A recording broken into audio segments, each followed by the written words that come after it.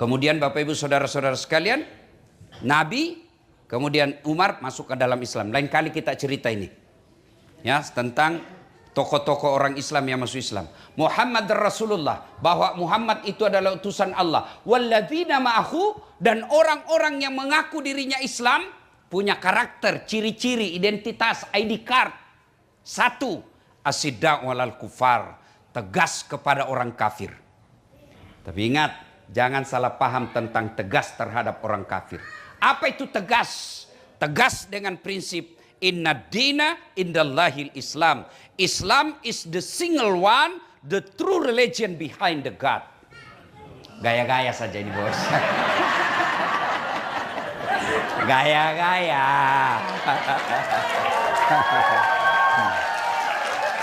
Ladies and gentlemen. Masya Allah. Harus ditanamkan itu dalam diri kita. Saya yakin sedulur-sedulur, tuan-tuan, bapak-bapak, mantap akidahnya. Tapi anak bagaimana? Saya punya kenalan baru hari ini, namanya Kamal. Casingnya Amerika, tapi jiwanya Muslim. Bu, dengar Bu, hei, Bu. Kalau ibu meninggal, siapa yang doakan ibu? Jangan kau harap suamimu. Pasti dia kawin lagi. Percaya Bu. Sampai teman saya di Makassar, ibu-ibu, dia bilang kurang ajar itu tetangga saya. Kenapa? Masa baru 3 bulan istrinya meninggal, belum lagi kuburnya kering, dia kawin lagi Ustadz. Saya bilang teman saya lebih hebat, masih hidup istrinya dia kawin. Ya Bu, siapa yang doakan ibu? Anak. Tuan-tuan, bapak-bapak yang saya muliakan, saya cinta karena Allah. Ayo anak-anak kita gimana imannya? Maafkan saya Bu, maafkan saya. Anak ibu bawa kok ndak hadir duduk di sini. Mestinya anak kita duduk dengar dakwah. Hah, bahasanya? Minimal nanti dia duduk, ibu nanti pulang jelaskan apa yang saya sampaikan. Harus Bu, ada ikhtiar.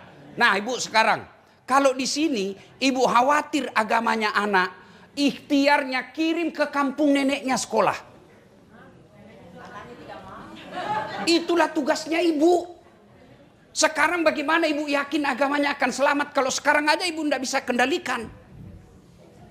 Demi Allah, kita akan ditanya. Bapak baca itu sejarah Isra dan Mi'raj. Ada orang tua yang bagus agamanya. Sholatnya oke, puasanya oke, hajinya oke, sedekahnya baik. Masuklah dia dalam kelan surga.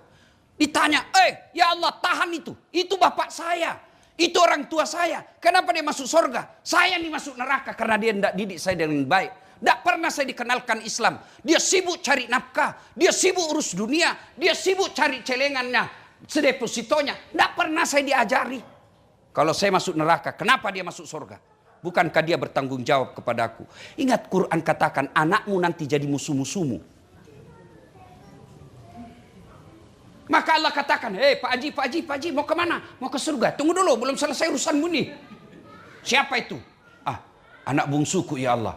Ku anfusakum wa ahlikum nara. Itu makna dari ayat, jaga diri dan keluargamu dari api neraka. Jangan sampai bapak sholat subuh tidak pernah dibangunkan anak. Ini penting. Jangan anggap remeh mendidik anak Bu. Penting. Kenapa? Karena itulah masa depan kita ketika di alam kubur. Tuan-tuan yang saya hormati. Mau tahu masa depanmu nanti di akhirat? Lihat anakmu sekarang. Lihat anakmu sekarang. Kalau dia masih datang ke masjid berjamaah, insya Allah aman deh.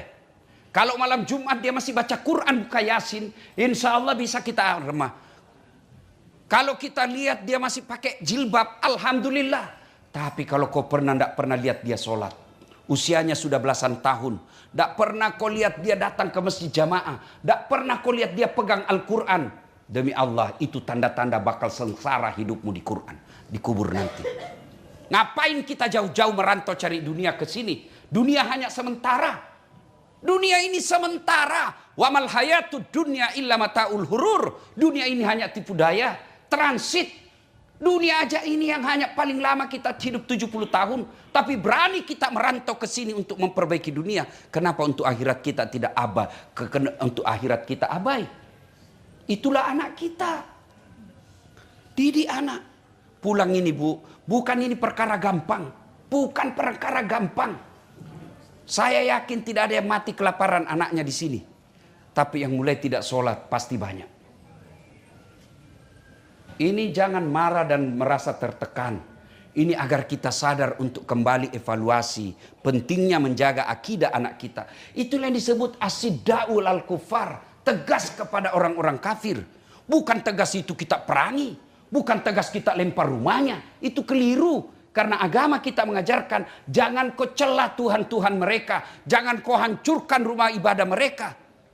Yang kita tegas di sini adalah jaga anak kita. Pertama jaga caranya, pendidikan anak kita. Jangan ibu bapak berpikir, ini kan cuma pendidikan. Justru pendidikan itulah pintu masuknya agama. 2, untuk menjaga anak kita. Bapak hati-hati pilih pendidikan. Kalau boleh saya bersaran, kalau bapak tidak yakin bisa selamat akidahnya anak di sini, bagaimana caranya bapak ibu bisa kirim ke Indonesia, bawa ke pesantren minimal 3 tahun, akidahnya kuat, oke, kau kembali ke sini. Kalau ibunya aja tidak sholat, bapaknya tidak sholat, anak kita bergaul bebas, sekolahnya juga sekolah yang tidak pernah belajar agama, bagaimana ibu yakin agama anak kita akan selamat? Saya baru-baru juga ceramah ke Australia. Saya tanya, berapa tahun? Lebih 40. Berapa anaknya? 5. Agamanya? Yang 2 kayaknya masih Islam. Yang 3 sudah tidak jelas. Dari situ saya, kalau boleh, jangan marah Pak. Kalau boleh, kerja, kumpul uang, balik ke Indonesia, selamatkan anak-anak kita akidahnya.